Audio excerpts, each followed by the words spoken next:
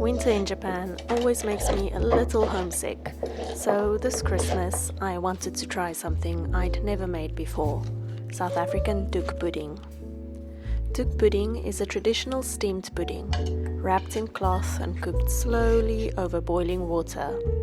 It's simple and practical, and I always associate it with Afrikaner farmhouse cooking. Every family makes it a little differently, but it always contains dried fruit, warm spices, and the richness of rum.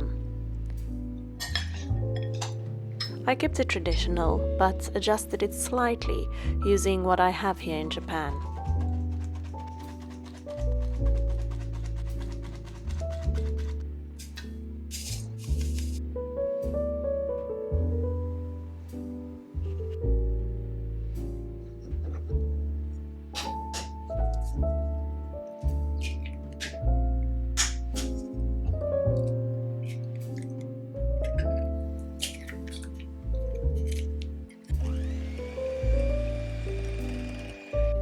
I added the sugar slowly to the beaten eggs to create a light, slightly airy base. Not too much though, this pudding should stay dense, but slowly mixing helps the sugar dissolve smoothly. Next, I added the traditional apricot jam and a little bit of kabosu marmalade for a Japanese twist.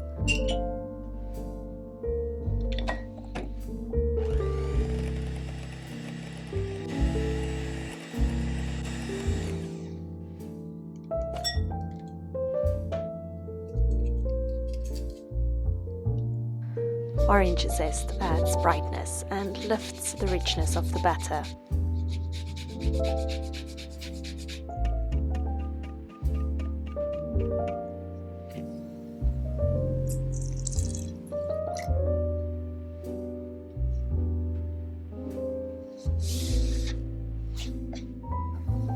This was my first time making doekpoeding. I was curious and a little nervous.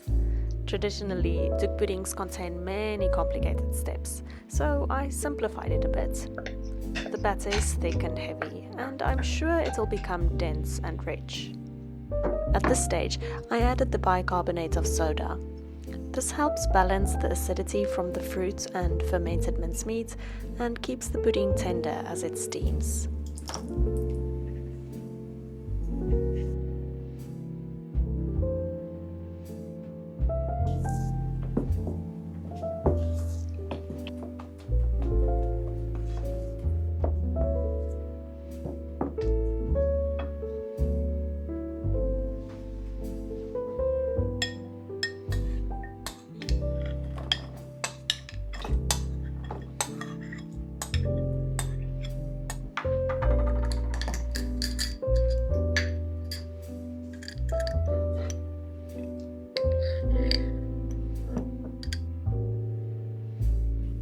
If you appreciate the beauty of slow, mindful cooking, subscribe for more quiet kitchen moments like this.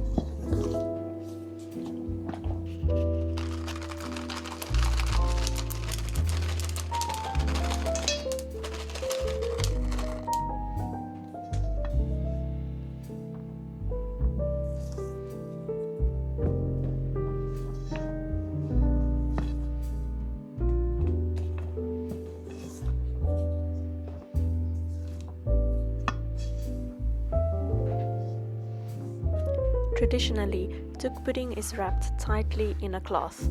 I used sarashi, a cotton fabric commonly used here in Japan. Wrapping the pudding in cloth allows it to steam gently and breathe, and shows how Afrikaners used simple but creative methods to cook and bake.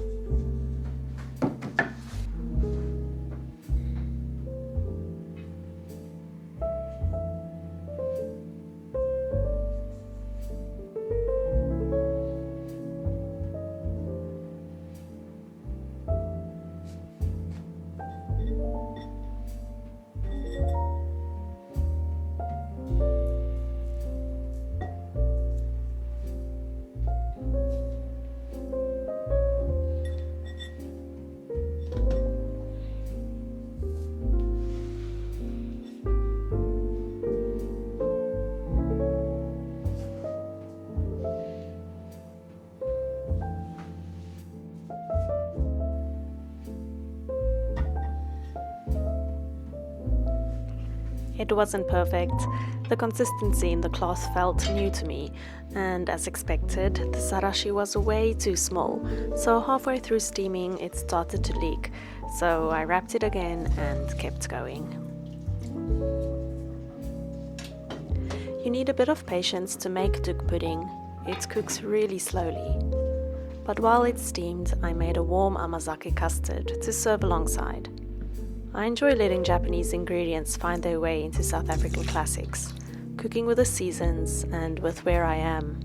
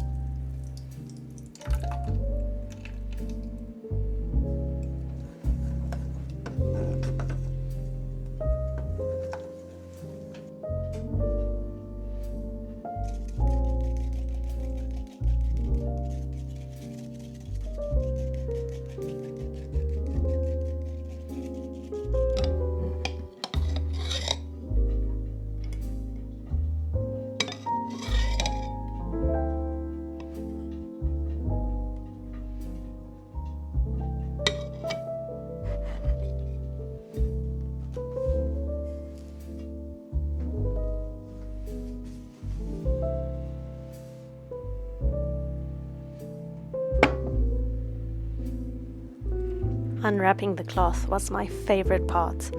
It really was like unwrapping an early Christmas present, and I was warmly surprised by a soft, dark and fragrant pudding.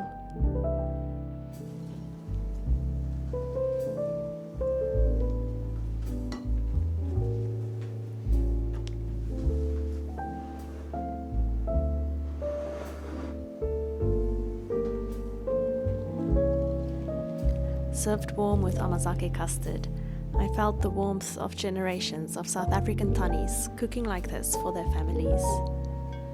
Making this doekpoeding reminded me that food carries stories, even across oceans. Thank you for cooking with me. If you enjoy quiet kitchens and shared traditions, I hope you'll join me again next time.